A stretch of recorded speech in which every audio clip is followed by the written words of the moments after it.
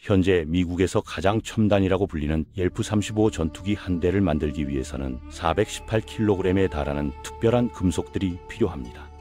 이 금속들은 엔진 부품부터 각종 센서 장치까지 항공기의 핵심 기능을 담당하고 있죠. 미국 해군의 주력 함정인 알레이 버크급 구축함 한 척을 건조할 때도 약 2600kg의 동일한 소재가 들어가며 첨단 잠수함 버지니아급은 무려 4600kg이나 소요됩니다. 겉으로 보기엔 서로 다른 무기체계지만 공통점이 하나 있습니다.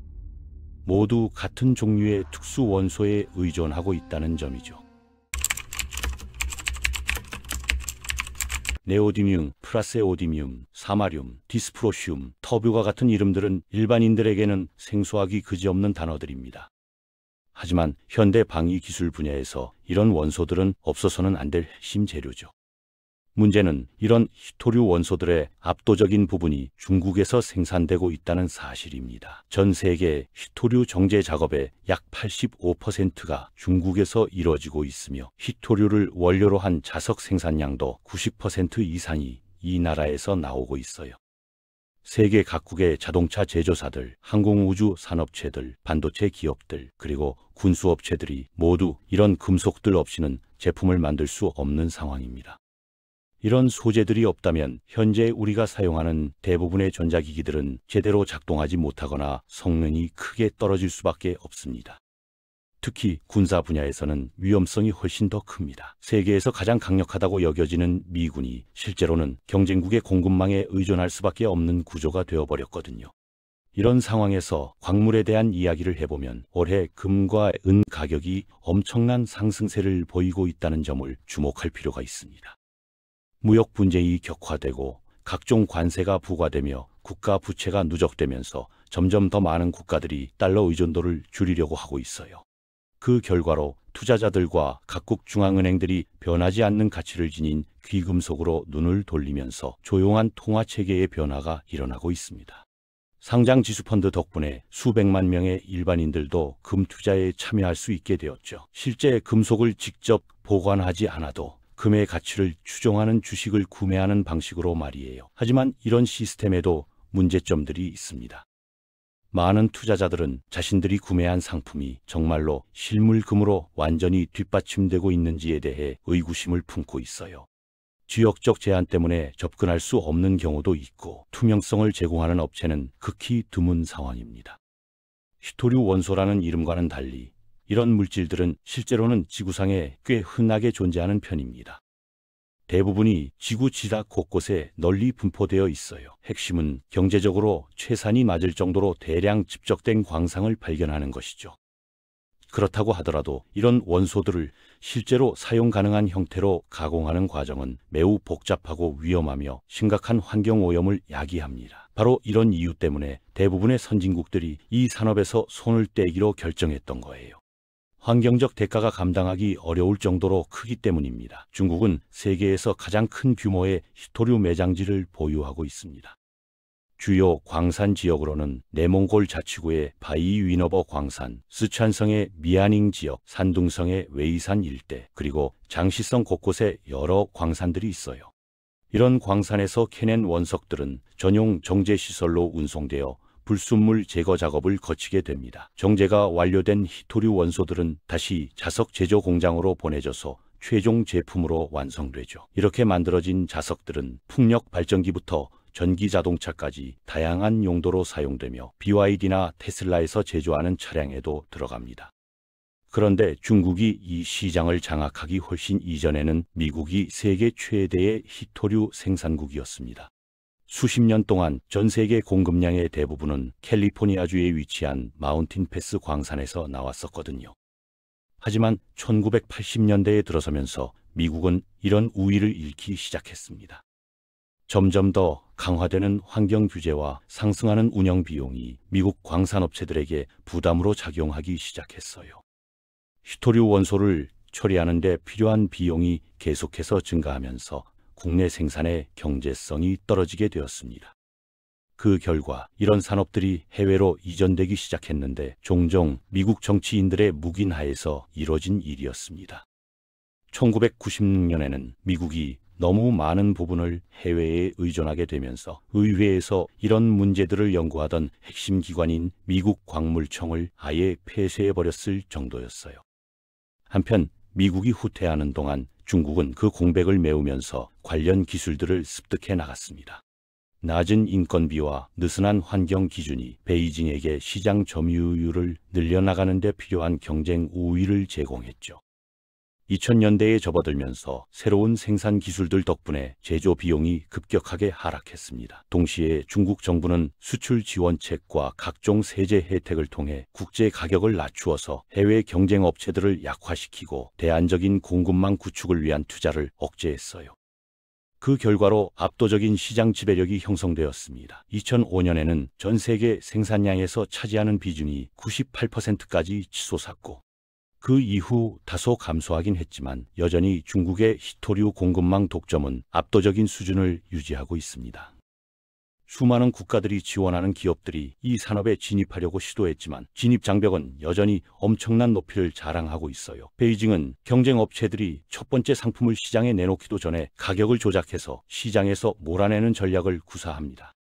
그런데 이런 지배력은 단순히 경제적인 차원에서만 머물지 않고 정치적인 도구로도 활용되고 있어요. 2010년에는 동중국해에서 발생한 영토 분쟁 이후 중국이 일본을 상대로 히토류 수출을 전면 중단하는 일이 벌어졌습니다. 이런 금수 조치는 전 세계 공급망에 큰 충격을 주었고 미국, 일본, 호주를 비롯한 여러 국가들이 중국산 히토류에 대한 의존도를 다시 검토하게 만드는 계기가 되었어요. 더 최근에는 2025년 4월 무역전쟁이 한창이던 시기에 비슷한 일이 또다시 발생했습니다. 백악관이 중국산 제품에 대한 관세를 145%까지 올리자 베이징은 히토류와 관련 자석 7개 품목에 대한 수출 통제로 맞대응했거든요. 히토류 금속들은 중국의 대미 수출에서 아주 작은 비중만 차지하고 있습니다. 따라서 이런 조치들이 중국 국내적으로는 큰 경제적 타격을 주지 않았지만 미국 제조업체들로부터는 강력한 반발을 불러일으켰어요. 그 직후 두 차례에 걸친 고위급 협상이 진행되었고 그 결과 워싱턴과 베이징 사이에 90일간의 휴전협정이 체결되었습니다. 중요한 점은 히토류 원소들이 중국의 가장 효과적인 외교적 압박수단 중 하나가 되었다는 사실입니다. 미국 국방부와 방위산업체들은 이런 취약점을 무역전쟁으로 인해 주목받기 이전부터 이미 인식하고 있었어요. 랜드 연구소가 2024년에 발표한 보고서에 따르면 히토류 공급이 단 90일만 중단되어도 미국 방위산업 계약업체들의 78%가 생산 라인 가동을 중단할 수 있다고 경고했습니다. 이런 상황이 트럼프 대통령의 그린란드와 캐나다에 대한 관심을 새로운 관점에서 해석할 수 있게 해주는 거죠. 두 지역 모두 엄청난 양의 히토류 원소 매장량을 보유하고 있거든요. 그린란드의 콴라크 지역은 디스프로숨과 터프 같은 중히토류 원소들이 세계에서 가장 풍부하게 매장된 곳 중 하나입니다. 2016년에는 상하이 소재의 중국 중국영 기업이 해당 지역 개발 권한을 획득했지만 이후 그린란드 정부가 환경 문제를 이유로 프로젝트를 중단시켰어요. 캐나다의 경우에는 네오디뮴과 프라세오디뮴이 풍부한 북부 및 서부 지역에 가장 유망한 광산들이 분포하고 있습니다. 최근 몇 년 동안 중국 국유 기업들은 캐나다 히토류 산업에 대한 투자를 꾸준히 확대해 왔어요. 하지만 이런 움직임은 캐나다 광물 자원에 대한 중국의 영향력 확대를 안보상 위협으로 간주하는 워싱턴의 우려를 불러일으켰습니다. 캐나다와 그린란드 사례들을 종합해보면 트럼프의 발언들이 아무리 무모해 보였더라도 단순한 충동적 행동이 아니라 핵심 광물 자원에 대한 접근권을 확보하려는 포괄적 전략의 일부였다는 것을 알 수 있어요. 미국은 지난 몇 년 동안 중국산 히토류에 대한 의존도를 줄이기 위해 다각도로 노력해왔습니다. 가장 주목할 만한 움직임은 백악관이 국가안보상 필요에 의해 핵심 광물들의 국내 생산을 신속히 추진하기 위해 냉전시대 법률인 국방생산법을 발동한 것이었어요. 이런 조치를 통해 관련 사업들의 우선순위를 높이고 새로운 자금을 유치할 수 있게 되었습니다. 이런 노력의 중심에는 텍사스주의 라운드톱 산이 있는데 이곳에는 16가지 종류에 걸쳐 약 13만 톤의 히토류 매장량이 있는 것으로 추정되고 있어요. 이 사업은 USA 레어어스라는 회사에서 개발을 진행 중이며 2027년까지 미국 전체 수요의 약 20% 정도를 공급할 것으로 예상됩니다. 전체 공급망을 완성하기 위해 같은 회사는 오클라호마주 스틸워터에 1억 달러 규모의 자석 제조 공장도 건설하고 있어요. 이 시설에서는 원료를 정제해서 연간 2,000톤 규모의 완제품 자석을 생산할 예정이며 향후에는 생산량을 5,000톤까지 늘릴 계획입니다. 연방정부 차원의 자금 지원도 계속해서 확대되고 있어요. 2025년 국방수권법에서는 비상 상황에 대비한 히토류 전략 비축을 구축하기 위해 12억 달러를 별도로 배정했습니다. 이를 통해 수입이 중단되는 경우에도 국방부가 충분한 물자를 확보할 수 있도록 하겠다는 의도죠. 미국 기업들이 국내에서 광산, 정제시설, 자석 공장을 개발할 수 있도록 지원하기 위해 추가로 4억 달러가 할당되었습니다. 이런 자금들은 현재 미국에서 운영되고 있는 유일한 히토류 광산인 캘리포니아 마운틴 펜패스 광산을 운영하는 MP 머티리얼즈가 같은 업체들에게 배분될 예정이에요.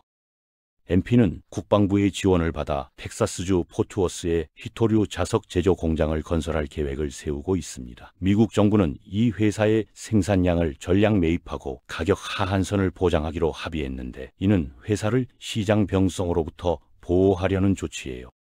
이런 거래는 국가가 직접 시장에 개입하는 가장 명확한 사례 중 하나로 남을 것 같습니다. 이런 프로그램들과 기타 여러 사업들은 미국 내 공급망을 재구축하려는 광범위한 노력의 일환입니다. 하지만 여전히 심각한 도전들이 남아 있어요.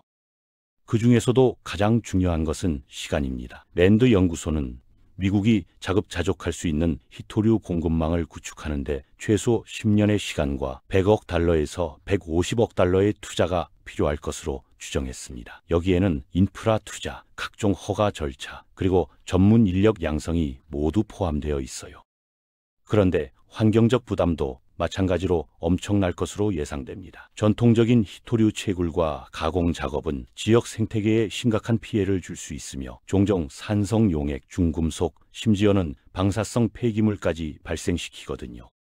미국에서는 폐기물 처리, 용수 사용, 각종 배출에 대한 엄격한 규제 때문에 프로젝트가 지연되고 비용이 증가하는 상황입니다. 오랫동안 환경오염을 묵인해왔던 중국과는 달리 미국은 엄청난 딜레마에 직면해 있어요. 환경 기준을 포기하지 않으면서도 어떻게 핵심 광물 자원을 확보할 것인가 하는 문제 말이죠. 그럼에도 불구하고 더 깨끗한 생산 방법들이 등장하기 시작하고 있습니다. 생물학적 용매를 활용하는 새로운 기술을 사용하면 폐기물을 최대 85%까지 줄일 수 있다고 해요. 그 과정이 여전히 독성을 띠고 위험하긴 하겠지만 기존 방식보다는 훨씬 나을 것 같습니다. 문제를 더욱 복잡하게 만드는 것은 사회적 측면입니다. 서반구에 있는 히토류 매장지들 대부분이 원주민 거주지역이나 그 인근에 위치하고 있거든요. 나바호족과 아파치족 거주지역 근처에서 진행된 미국의 일부 히토류 프로젝트들은 시위와 법적 분쟁을 촉발했어요. 이런 문제들을 해결하는 것은 느리고 복잡한 과정이 될 것입니다. 민주주의 사회에서는 이런 논의들이 더 투명하게 진행되는 대신 개발이 지연되는 경향이 있어요. 반면에 권위주의 정부들은 이런 절차들을 간단히 건너뛸 수 있죠. 이런 의미에서 히토류 원소에 대한 미국의 접근 방식은 앞으로 수십 년간 미국이 어떤 나라가 될 것인지를 보여주는 시험대와도 같습니다. 하지만 모든 것이 계획대로 진행되고 모든 문제가 적절히 해결된다고 하더라도 성공이 보장되는 것은 아니에요. 새로운 공급망을 만드는 것은 단순히 새로운 광산을 개발하는 문제가 아닙니다. 생산과 후속 응용 분야를 위한 정제 작업까지 포함한 전체 생태계가 필요하거든요. 게다가 미국이 최선의 노력을 다하는 동안 베이징은 전속력으로 앞서 나가고 있습니다. 미얀마, 카자흐스탄, 말레이시아, 탄자니아, 콩고, 브라질 등지로 진출 범위를 확대하고 있어요. 작년에 베이징은 10년 만에 가장 많은 해외 광산 인수를 기록했습니다. 따라잡기 위해서는 미국에게 시간과 자금만으로는 부족할 것 같아요. 지속적인 정치적 의지와 꾸준한 투자가 반드시 필요합니다. 미국의 경제력은 충분하지만 문제는 돈이 아니라 의지입니다. 이런 상황에서 광물과 관련된 또 다른 흥미로운 변화를 살펴보면 금과 은이 올해 놀라운 상승세를 보이고 있다는 점입니다.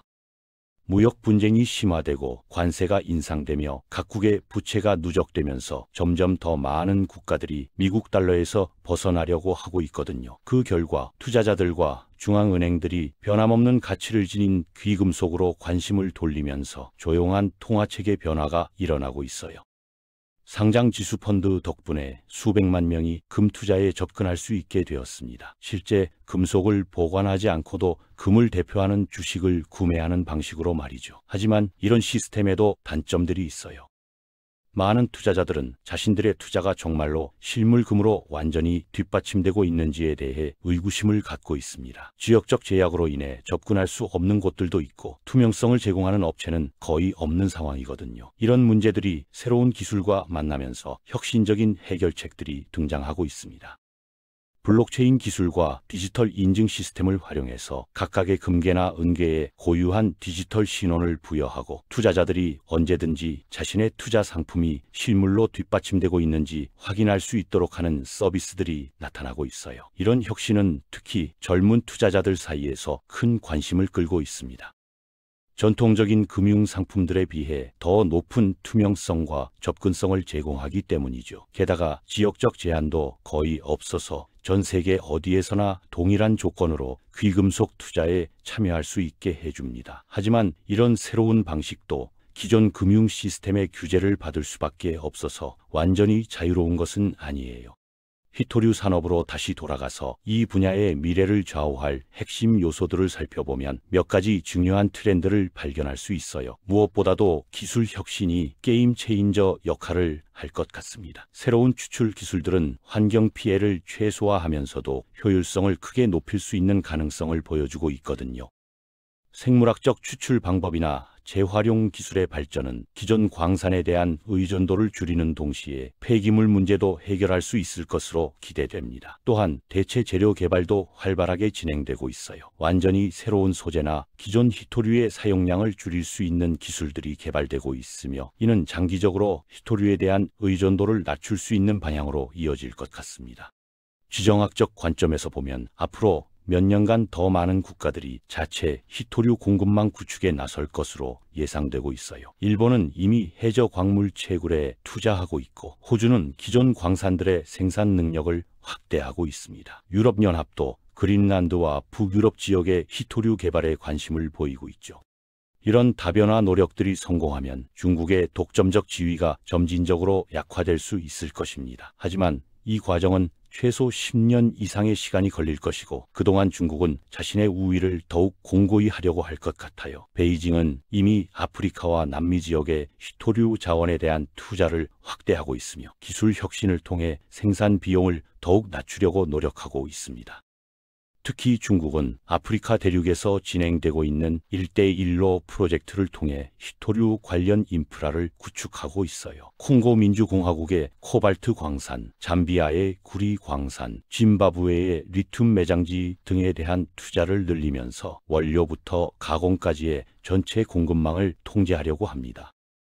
이런 전략은 단순히 경제적 이익만을 추구하는 것이 아니라 전 세계 기술 발전의 핵심 동력을 장악하려는 지정학적 목표를 담고 있어요. 중국이 히토류를 통해 얻고자 하는 것은 단순한 수출 수익이 아니라 미래 기술 표준을 결정할 수 있는 영향력입니다.